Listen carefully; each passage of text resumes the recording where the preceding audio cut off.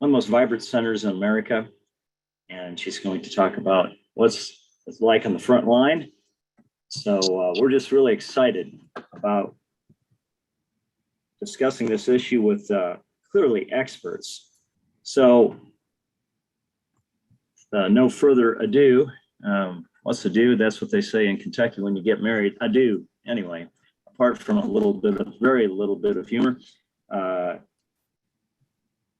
going to tell you about Abby. Abby's been fiercely determined to help women, which was why she had originally went to Planned Parenthood and started her career there. She moved up very quickly through Planned Parenthood and rose in the organization's rank. She was the clinic director. When she became increasingly disturbed by what she was seeing, she saw how abortion was not a service that women unfortunately needed, but rather a product that Planned Parenthood was peddling very intentionally. And then came the day back in 2009 when she was asked to assist in an abortion guided by an ultrasound. And as it does for so many women in our preborn centers throughout America, she saw the reality of the humanity of the baby, and she'll maybe tell us a little bit about that. But Abby, thank you for your years of dedication to this cause. You're championing it. The Lord has certainly used you in such a powerful way, and for your friendship as well over the years. Of course. Thank you so much for having me on. Sorry, I was a little late. Perfect timing. Right. So Abby is, maybe you could talk a little bit here. We've got a slot for you to speak, 12 minutes here, Abby, talking about maybe a little bit about your experience and your heart for this. And then where you see abortion, what's the state of abortion as you're experiencing it, running a national organization, and tell us about that national organization too. Yeah, as most of you know, I worked at Planned Parenthood for 8 years of my life. And, I got involved because I wanted to help women, and left because I wanted to help women. And, I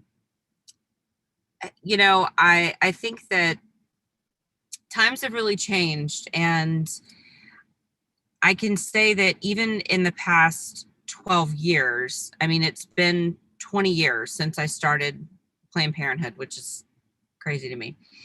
But it's been 20 years since I started my time with Planned Parenthood. And just in that 20 years, the abortion movement, the abortion lobby,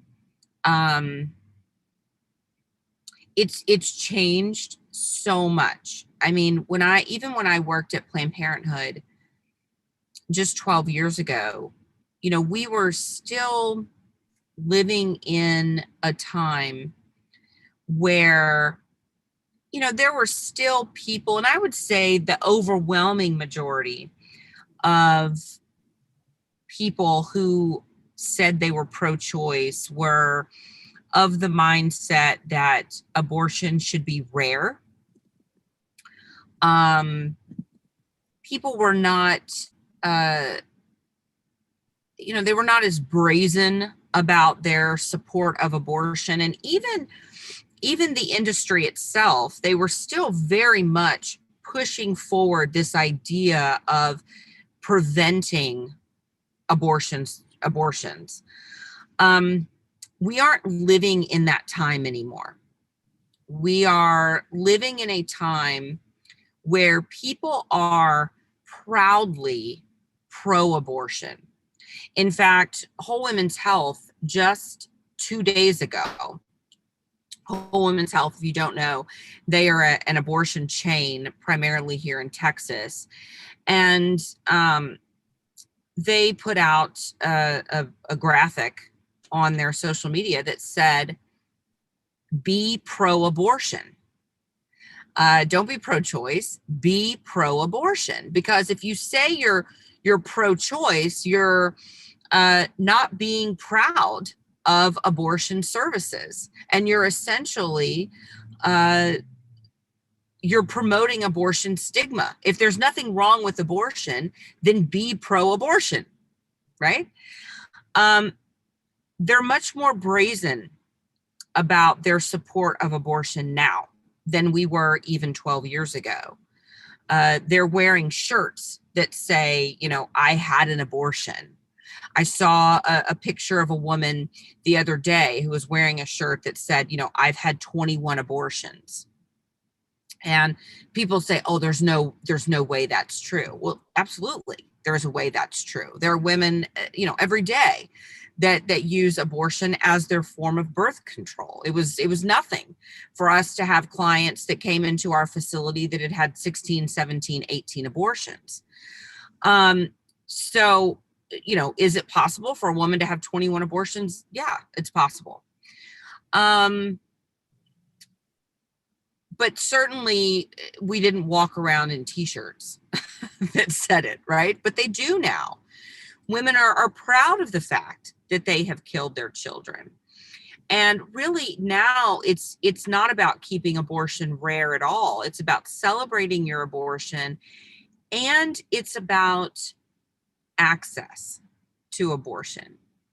So the times have changed, and certainly we're in a new era of abortion because we are now focused on, the abortion industry is really focused on the abortion pill. So when I worked at Planned Parenthood, our goal was to have 50%, so half of abortions, be available by the medication abortion or the abortion pill by 2020. And they almost delivered on that goal. So they're about 43% of abortions are available and committed by abortion pill. So they almost reached that goal. We're really in a new era with abortion. Abortion pills are available online. They are available through the mail. I recently, I live in Texas, and very proudly live in Texas, as we have the most restrictive abortion laws now. But there was a website that was proudly offering abortion pill services online, and they were getting around the laws because you were ordering the pills from India. And so that's how they were skirting around the law. So I said, well, I want to see how this works. So I went online and I said, I'm a person who's 9 weeks and 6 days pregnant. They said that they could give me the pill as long as I was 10 weeks or less. And so I went online. I said I was 9 weeks and 6 days pregnant. I filled out a form. That was my consult. Okay. With a physician, supposedly. I filled out a form. I got an email back, and they said, do you have an ultrasound to show how far along you are? I said, no, I'm just basing this on my last menstrual cycle. And they said, okay, no problem. So really, I might have been 12 weeks. I might have been 16 weeks. Who knows, right? Because we know how well women keep up many times with their menstrual cycle.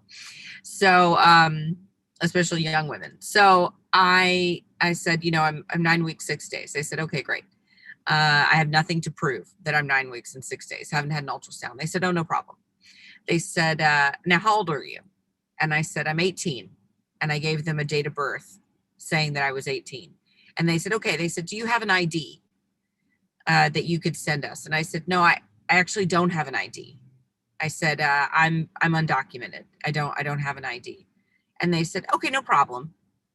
They said, can you just send us a picture of yourself and holding up a piece of paper?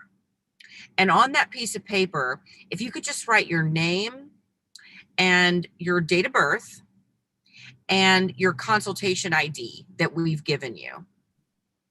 And then we'll send you an invoice for $110. And then you'll pay us $110. And then we will send you the medication abortion pills. And by the way, it will take 4 weeks for you to get the pills because they're coming from India. Now, if this had been real, and I had been approximately 10 weeks pregnant when this consultation had happened. Now I'm looking at a 4-week delivery time. So now I'm 14 weeks into my pregnancy by the time that I get my medication abortion pills.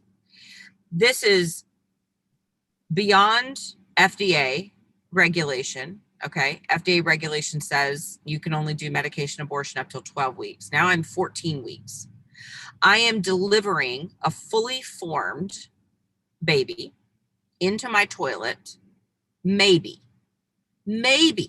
I can pass a 14-week-old baby through my cervix, right? Maybe, if I'm lucky, but most likely I can't. Most likely I can't pass a baby that large by just using the medication abortion.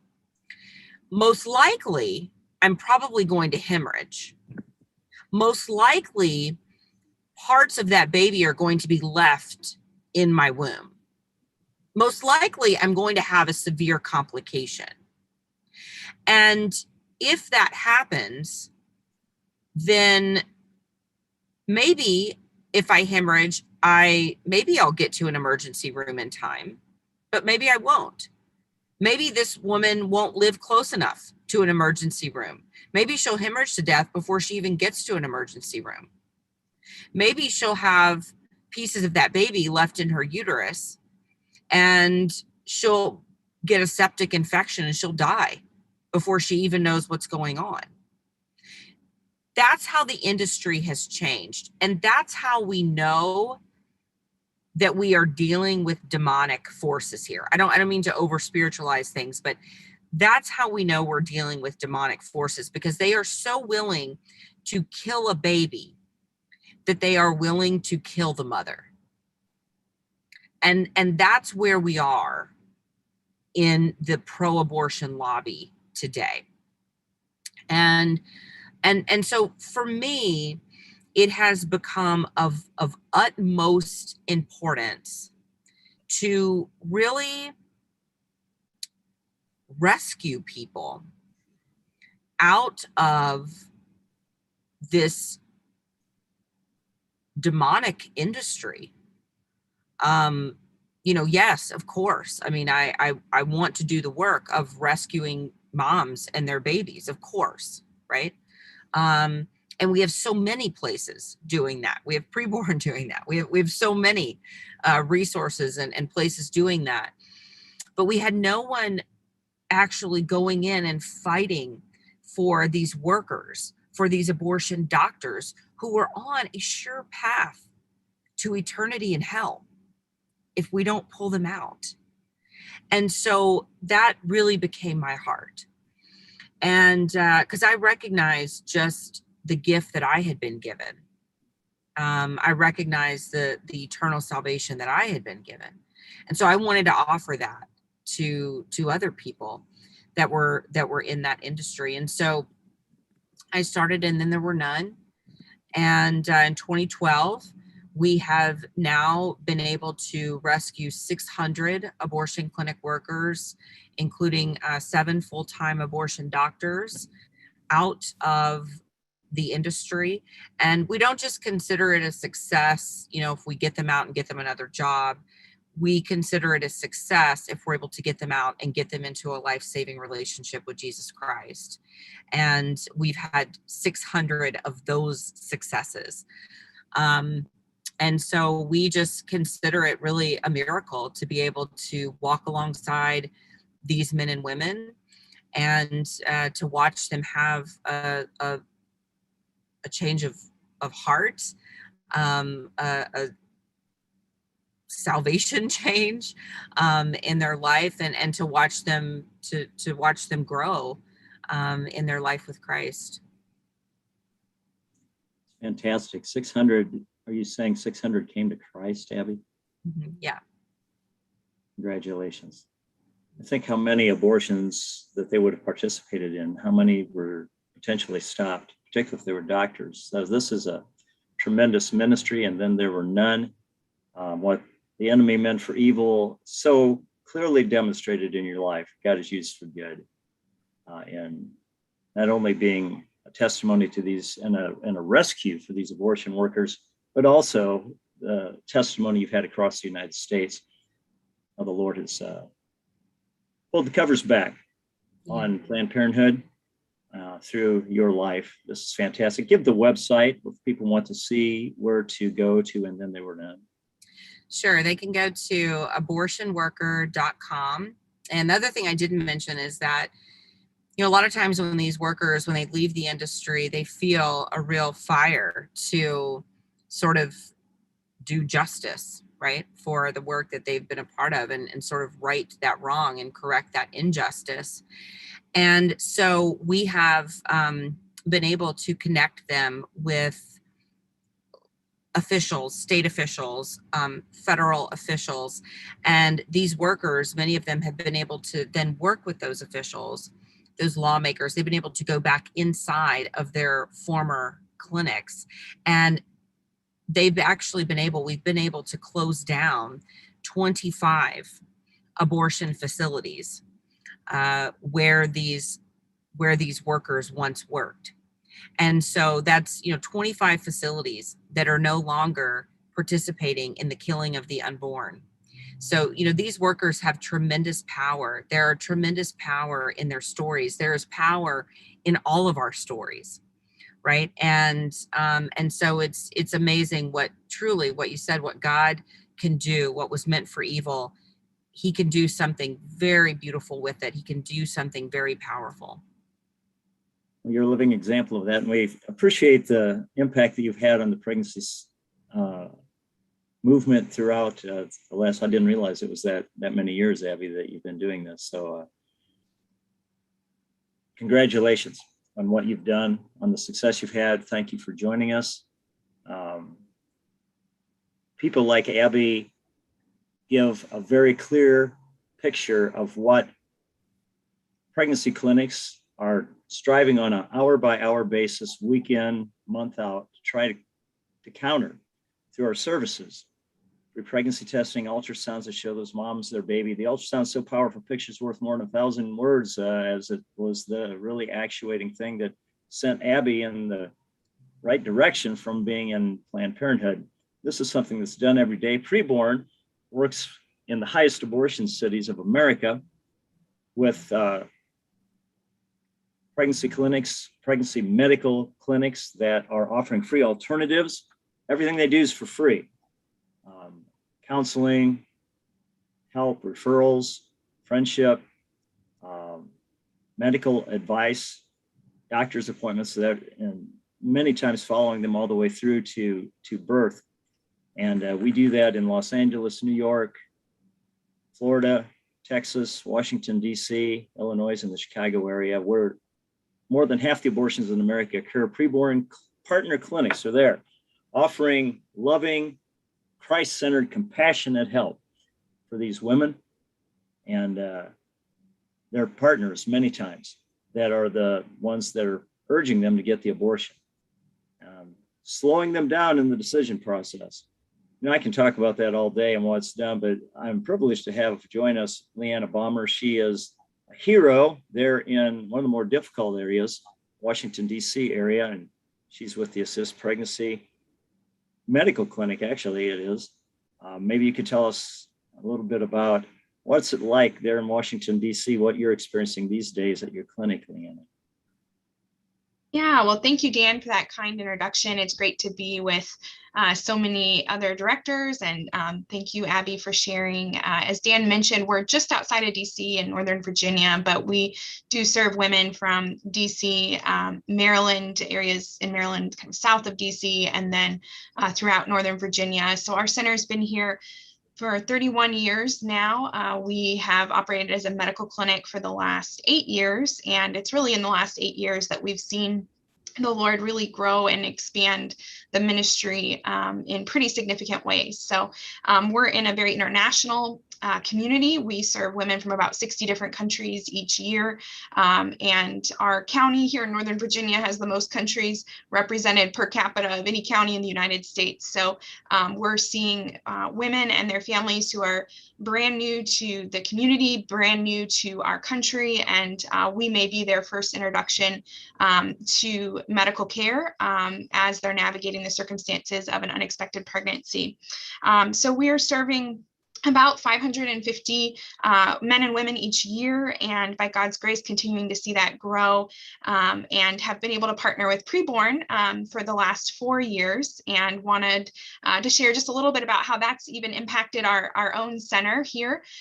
When we first began partnering with PreBorn, we were challenged to even reconsider some of our medical approach and process and learn from the expertise of the PreBorn team. And in the last 4 years, have made some changes to our process that we've seen really become impactful in the decision making of our clients. One of those changes being utilizing the tool of Doppler. And I did want to mention that in light of what is going on in Texas and conversations nationally about when a baby's heart starts beating. I think we've even seen at our own clinic the power of re-emphasizing that with all of our medical tools at our disposal. And we've seen really the impact of utilizing Doppler early in our exams. So if that's something you've not yet explored in your own clinics, so I would encourage you to connect with the PreBorn team on that. Even just in the last 2 weeks since this larger public conversation on the Texas bill and the upcoming Supreme Court case has been going on, we've had, I know of at least 3 clients who have come in specifically stating that they want to have an abortion as long as their baby's heart is not beating. And so sometimes these national conversations trickle down into the thinking and attitudes and questions that our clients are asking. And so I think we have some unique opportunities to lean into those conversations, even with what's going on nationally right now in our political conversations. So we're thankful for PreBorn's encouragement to make some of those changes. Some of what else is going on here, Abby talked about the abortion pill, and we've certainly seen that trend really starting 2 years ago. There was a telemed abortion trial that was operating in the DC, Maryland area, but extending into Virginia, and working through a couple of partnering abortion businesses, one of the big ones being CareFM, which is a expanding national abortion franchise that only does medication or chemical abortions. And so they have a very aggressive marketing strategy, and they're here in our community, and we're one of the first nationwide to be running a telemed abortion trial. And so starting about 2 years ago, we really started to see the impact of that and to feel the impact of that. Also, because our patient population is so international, a lot of our patients were familiar with other sources overseas through which they could purchase the abortion pill. Of course, with the FDA's change in April of this year and their non-enforcement of longstanding health and safety regulations on the dispensing of the abortion pill, we've seen that trend accelerate and more websites proliferate where women can just directly purchase that abortion pill. So I think the big changes we're seeing on the ground are a couple of things. One, patients are coming into the clinic with the abortion pill in hand. And so they may not have taken that abortion pill, but maybe they've actually already procured it and may be in process when we're connecting with them. The other thing we're seeing is that just as probably many of you are seeing, the speed of those decisions has really accelerated. And so, we had a patient yesterday who had just taken her positive pregnancy tests hours before she showed up here, was already shopping for the abortion pill. And, all of this was happening in less than 5 hours from finding out she was pregnant. So the speed at which people are making decisions means the speed at which we need to engage them has to increase as well. And so being accessible, making ourselves more flexible and adaptable, maybe breaking out of some of our traditional appointment methodology to provide quicker and more timely engagement, I think is going to continue to be really key for all of us.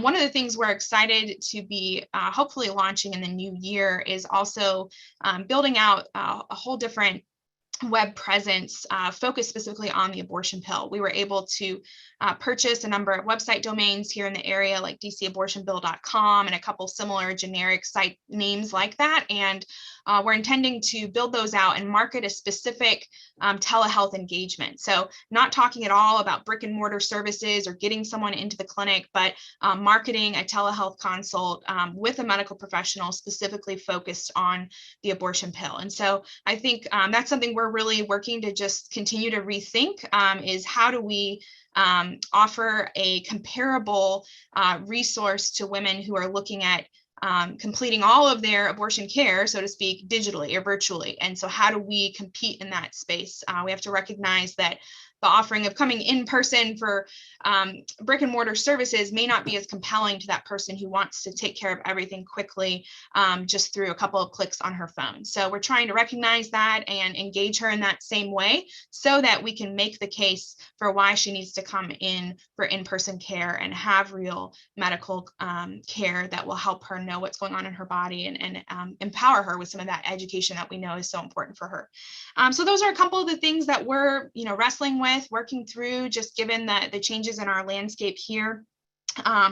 In terms of who we're seeing this year, we've seen about a 15% increase in our new patients. So we're thankful for that growth.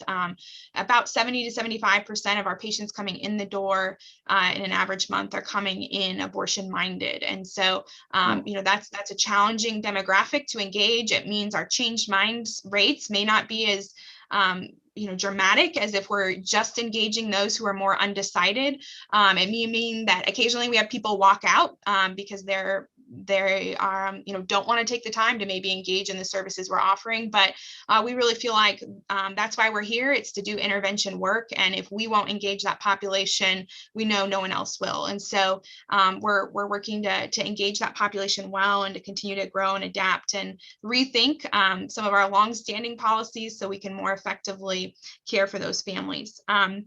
I think the other thing that we're just thinking about, talking about is, the ongoing need for medical staff. I help coordinate our state association here in Virginia, pregnancy clinics, pregnancy centers. And I think the number one challenge I hear from other directors is our ability to add more medical professionals to our team who are convictionally pro-life, who believe in the urgency of sharing the gospel and want to carry out both of those beliefs in the context of a medical ministry like ours. And so one of the things we're shifting and how we communicate even to prospective medical team members, both here in our community, but also even more broadly nationally, is really reframing what we do as medical missions and helping medical professionals who may not have considered what we do before as a viable career to think of what we're doing as missions. And certainly in a community like ours, our team members are having a global experience, right here in Virginia with our international population we're serving. But I think that's something that we're finding may resonate more with medical professionals, to reframe what we're doing as a long-term missions calling that they commit to in the same way they might commit to go overseas and raise support and prayer partners. So we are in a very pro-abortion community right outside of DC. The medical community here is very hostile towards life, and there's not a lot of Christian worldview integration going on even amongst professing Christian medical providers. So sometimes we're having to help grow people up in that. But one of the things we're starting to do more of is communicate even outside of our community more nationally as we look to identify medical people who will commit to serve in a community like ours. And there are some organizations that we've been working with to try to get out that message of the need for more medical professionals to commit to this work. So those are a few quick updates from what's going on here. We're so thankful to partner with PreBorn. One of the things we love about Dan, your team, is how each team member first and foremost wants to see the gospel proclaimed, but comes to every center relationship with the desire to empower what's going on there in that local community. That all of your team members come with that singular focus of trying to help us be more effective in our core mission and to stay focused on that core mission, and that you all are focused on those strategic levers that are going to serve as a catalyst for more effective carrying out of that mission. And so whether it's been through even recently the partnership through a new ultrasound machine or marketing support or through your call center, we're just really thankful to be partnering with your team. So thanks for all you guys do. Thanks for those comments that reveal that you're really on the front line on an hour-by-hour basis. You know, a lot of ministries would be in somewhat despair if their numbers were not as good as they had been in the past. What you're saying is you may not see as many women change their mind because you're seeing the right ones that are abortion shoppers, and they're going to have an abortion this week if you don't talk to them. And so you're there at the top of the cliff saying, don't jump. And maybe you won't be able to convince them because it's a harder sell. They've already made up their mind. They're not earlier in the pregnancy decision cycle where they're thinking, should I get an abortion? No, they're looking for an abortion. And because of the partnership that we have together, they're walking into your center and they have an opportunity that will change their life for the better, not the worse, because you're standing there on the front line. And you've done that faithfully with a cutting edge mentality that's looking to press the envelope on what we can do to keep up with the changing demographic and culture of abortion in America, which is to make chemical abortion as prolific and accessible as they possibly can. You think about it for a second, if they can charge the amount of money for a chemical abortion without having the overhead of a clinic and a doctor and insurance, then they have a better net revenue. And make no mistake about it, it's about the revenue. It's about cashing in on the misfortune of women that are in an unplanned pregnancy. And then they run into dedicated, loving staff, like I have seen personally at Assist, that can relate to them, connect to them emotionally, and help them in whatever way that they need. Is it finances? Is it housing? What is it that you need so that you can make a decision that you know in your heart really is better for you, you know, to slow them down in that whole process.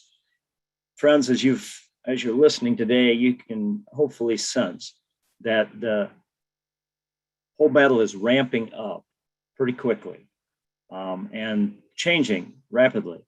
The complexion of the pro-death movement, emboldened by the Biden-Harris administration and their lockstep dedication to abortion on demand and the control of the government, just gives them, as Abby had said, a celebration almost of abortion these days.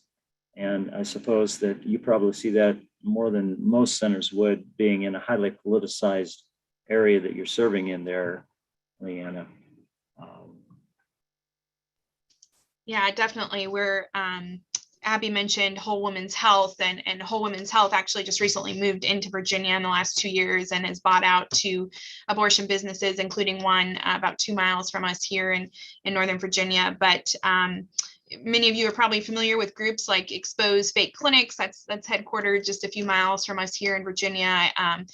Organizations like Shout Your Abortion or Repro Action. You know, I definitely recommend following them on social media so you know the type of messages that they're sharing and that may be influencing the thinking of the women that we're all serving every day. But I think, you know, knowing the terrain, but also, you know, really focusing on that core message of helping women take time that they may not feel like they have, but giving them the permission to take the time to actually think about the decisions they're making in the face of cultural messages, telling them that they have to make that decision right now. You know, often we're just coming back to giving people permission to take the time to think about how this life-altering decision is going to impact them personally, regardless of what other people say.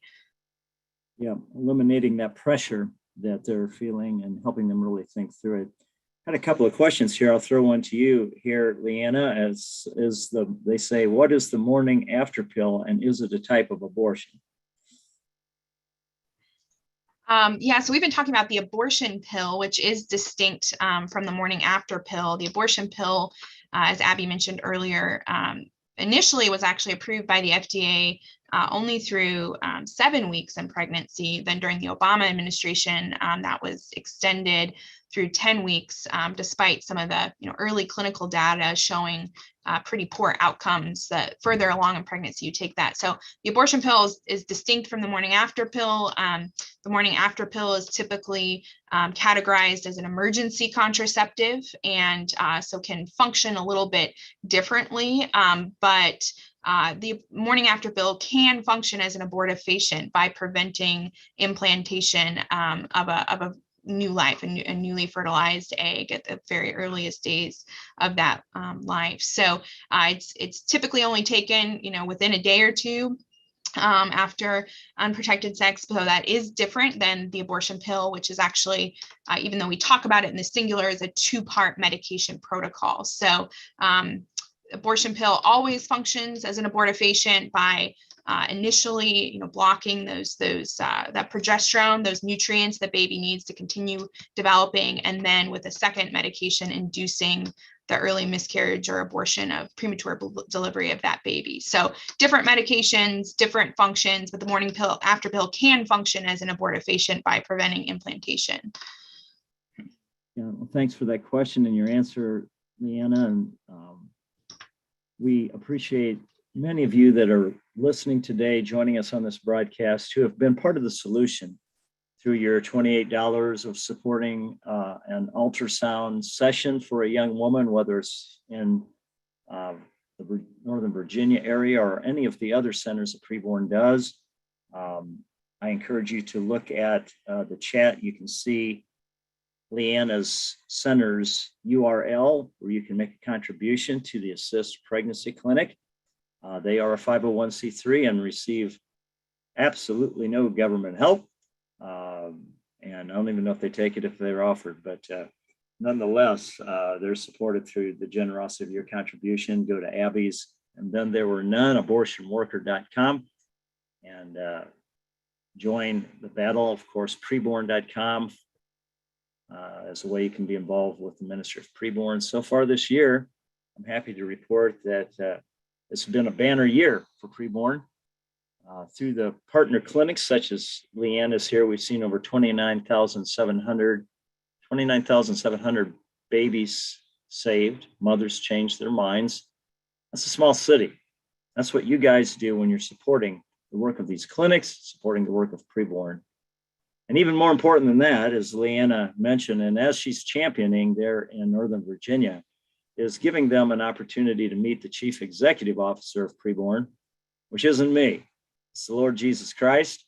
And we've seen over 5,000 women make that decision throughout wonderful centers like the Assist Pregnancy Clinic and many others, where the gospel is offered to these young women in the middle of a life-changing event in their life. Whether they abort, whether they carry to term, their life has changed forever.